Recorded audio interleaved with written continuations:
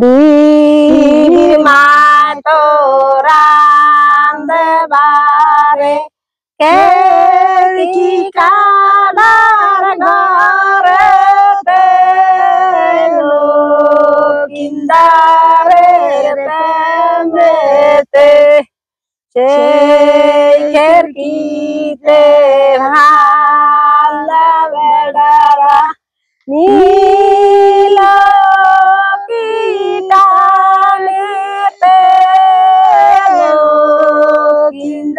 লোকিন্দারের প্রেমেতে সেই না জাল্লা বেড়ালো দেখা আইলাম নদীতে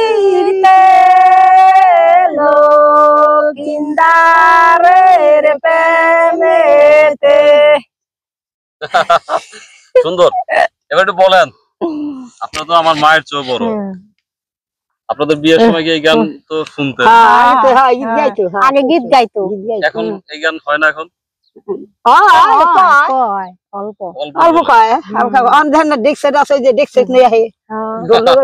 আচ্ছা, এটা কি ছেলেদের বাড়িতে হয় না মেয়েদের বাড়িতে হয়? কিন্তু আমাদের এলাকায়, আমাদের বাড়িতে টাঙ্গাইলে আমরা এই গীত শুনি নাই। তারপরে বিক্রমপুরে বড় হয়েছি আমি, সেখানেও আমার এই গান মানে বিয়ের মধ্যে হয় কিনা জানি না, আমি শুনি নাই। ধরেন আপনার বিয়ে হয়েছে ধরেন আজকে মিনিমাম 15 বছর আগে নাকি? তখন আপনার দাদি নানির এই গান গাইতেন? আপনার? আমার মাই কইতো, আমরা কইতাম, আমার লগে কইতাম, আমার ননদ আসলে হ্যালো কইতাম। ওই যে আমার ওখানে গীত বুল্লা বুল্লা গেছি গা, অন্ত গীত মাসে গায় না, আগে মাসে গীত গাইছে। ওখানে ওই যে দেখছি ডানে ছেলে মেয়েদের আনে, হ্যাঁ এসে নাচ করে, এসে আবার ভিডিও, এই যে ভিডিও করে, এসে আবার যে গাহিলুত করে। আচ্ছা, একটু বলেন আপনাদের সময় কি মানে, আপনাদের তো বিয়ে হয়েছে অনেক বছর আগে, আমার হয়েছে না তো 50-60 বছর হয়ে গেছে। 50-60 বছর যে হয়ে গেছে, তখন কি এরকম গায়ে হলুদ দিত এখন যেরকম হয়? না, এই সময় হয় নাই, এই সময় আসলে গায়ে হলুদ আসলে না। তখন বিয়ের মধ্যে কি হইতো? এমনি বেড়া রাইতে মেহেন্দি, ওই যে গাছের মেহেন্দি আনছ টোকাইয়া, আন্যা হাসে করতো কি বারছু পাড়ায় বাইতে হাসে হাতে দিত মেহেন্দির গীত গাইতো, মেহেন্দির গীত গাইতো, মেহেন্দি হাতে দিত। এমনি পালকি দিয়ে আসলো বিয়ে আপনাদের? পালকি আনছে, আগে পালকি আনছে, দুলি আনছে, পালকি মাফা ফালাইতে বিয়ে হইছে আগে। আর ইয়া নিত না, টাকা নিত না? আমরা যে সাজক দিয়ে আনছে। না, আমি বলছি যে যৌতুক নিত না? না না, হেসুম যৌতুক নিত না, যৌতুক নিত না, হেসুম কারো মনে করেন যে পোলা লাগো আর পোলা লার মাইয়া দিত, মাইয়া বিয়ে নিত। আচ্ছা, আরো অনেক নেয়, যৌতুক নেয় না। এখন আবার ঘুরে গেছে। কালকে এক বেনালের সঙ্গে কথা হচ্ছিল, বললো যে এখন অনেকেই ধনী হয়ে যাচ্ছে, এখন যদি একটা সুন্দর মেয়ে পায় নিজের 8 ভরি 10 ভরি স্বর্ণ দিয়া এরপরে নেয়। আস্তে আস্তে আবার উল্টে যাবে, আপনাদের সময় গরিব মানুষের তো আপনাদের সময় হয়তো যৌতুক ছেলেরা নিত না, মাঝখানে নিত। এখন দেখবেন আস্তে আস্তে এখন মেয়ের মায়েদের পাওয়ার অনেক, যদি সুন্দর হয় মেয়ের মায়ের রং কম থাকে না, থাকে।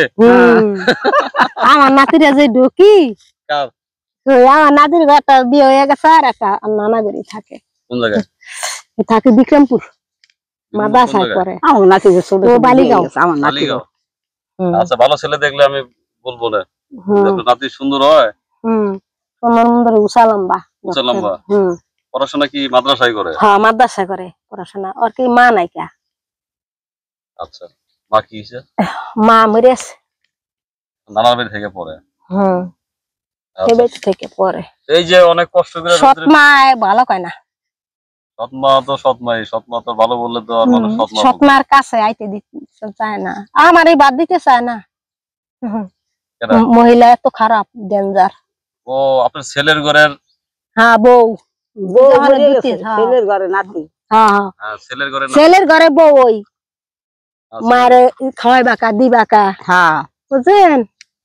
এই যে এত কষ্ট করে রোদের মধ্যে কাজ করতেছেন, এটা কি কোনো অভাবের কারণে না এমনিই আসছেন? বাবা আছে, আমার অভাব মানি। ছেলের বউরা যদি জায়গা ভাত না যায়, তোমার মায়ের ভাত দিতাম না, তোমার মার ভাত রাঁধতে পারবো না, এমনি তো কয়। ছোট বউ আছেন, হেতেই করলো একদিন রাম 7 দিন খাম আমি, আর তোমার মার ভাত রাঁধতেন না।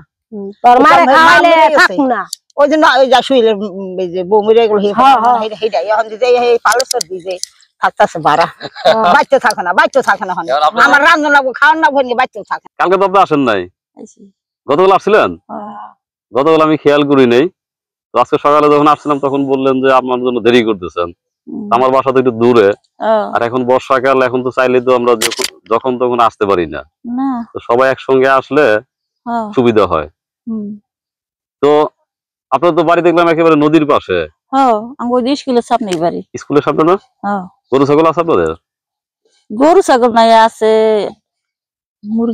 মুরগি আছে দেশি মুরগি দেশিও আছে আর ওই যে সরকার পাকিস্তানে দিছে 25টা সরকার থেকে মুরগি দিছে খোয়ার বানাই দিছে মুরগি দিছে 25টা আমার কাকাই করে কি কৃষি কাজ করে এখন বর্ষা আইছে এখন কাম নাই এখন কৃষি কাজ উঠতে গেছে না আবার বর্ষা গেলে মাছ ধরে না না হে মাছ ধরে না আপনার বাড়িতে একেবারে মাছের জায়গায় আগে ধরতো আমার পোলার এখন ধরে না ওরা কই থাকে আমার বড় পোলার মাছ কিনে বেছে আর ছোটটা হলো ওই যে লাইনের বোট আছে না বোট ভাই ওই যে মিলন ভাইয়ের সঙ্গে নাকি মিলন ভাই কি আপনাদের এখানে থাকে মিলন গো বাড়ি হলো পালসর আর আঙ্গ বাড়ি ওই যে ও তাহলে আপনার ছেলের আমি দেখছি আমি ট্রলারে গেছি তো দর্শক আমাদের এই যে লোহজং আর জাজিরার একটা ট্রলার চলাচল করে আপনারা চাইলে লোহজং দিয়েও কিন্তু পালেশ্বর আসা যায় সেটা ব্রিজ পার হয়ে যাবে না ওই পার থেকে ঢাকার থেকে যদি গুলিস্তান থেকে যদি আসেন বাসে তাহলে ঘোড়াদৌড় এসে নামতে হয় লোহজং এর ঘোড়াদৌড় এখান থেকে আবার ট্রলার দিয়ে এই চরে আসা যায় সেই ট্রলার তো না এখন বলেন চরে তো মনে আপনি এই এত দূর আসেন নাই মনে হয় এত দূর আহি নাই ওই বুগাল কাজ চড়াইছি রোদ তো অনেক কিন্তু আপনারা তো আসলে নদীর পাড়ে থাকেন তো রোদ সহ্য করতে পারেন আমি যে ভিডিও করছি আর ঘেমে যাচ্ছি দেখেন আমরা তো সকাল তো না রোদেই তারপর ছাতা নিয়ে আসেন তারপরে তো রোদ লাগে না আর বাতাস খান কেটে যায় বন্ধ গিয়া রোদের অবস্থা বলেন রোদে কালকে তো আজকে মেলা বেশি রোদের তাপমাত্রা বেশি কুলাইতে পারতাছি না আজকে আমি বেরোতে পারলাম না এই যে ভিডিও করতে আসছি মনে হয় 10 মিনিট হলো 10 মিনিটের কাজ না করে চোখের ভিতরে ঘাম যাইতে থাকে চোখে দেখি না রোদে শরীর দুর্বল করে আলাইছি আজকে কাম করতে করতে আচ্ছা তো কথা শুনছিলাম আপনি তো ইট খোলায় কাজ করতেন হ্যাঁ তো সেখানে পরিশ্রম বেশি না কৃষি কাজে পরিশ্রম বেশি সেখানে পরিশ্রম বেশি সেখানে ডিউটি বেশি না কেমন এই না 14 ঘন্টা ডিউটি না 14-15 ঘন্টা হ্যাঁ আর ওই আপনারা কি কাজ করতেন ও পাকা ইট বাইর করতাম মানে যেটা পুরানোর পরে পুরা ওইটা যারা পুরা ওদের তো আরো বেশি কষ্ট হয় হ্যাঁ কষ্ট বেতন কম তারপরে আমি একবার ইট খোলায় গেলাম একবার আমাদের এলাকার অনেক লোকজন ছিল তো একদিন গাজীপুরে ওদিকে যাচ্ছিলাম ভাবলাম এলাকার লোকজনের সঙ্গে দেখা করে যায় বুঝছেন তো দেখি যখন ইট গুলা বের করে তখন ওদেরকে সাধারণত চিনা যায় না উপর 2 আঙ্গুল ছাগে থাকে 2 আঙ্গুল ছাগে থাকে কেউ চেনে আমার মাজর ভাই যে আমার চিন নাই বলতে চাইতেছে চিনা যায় না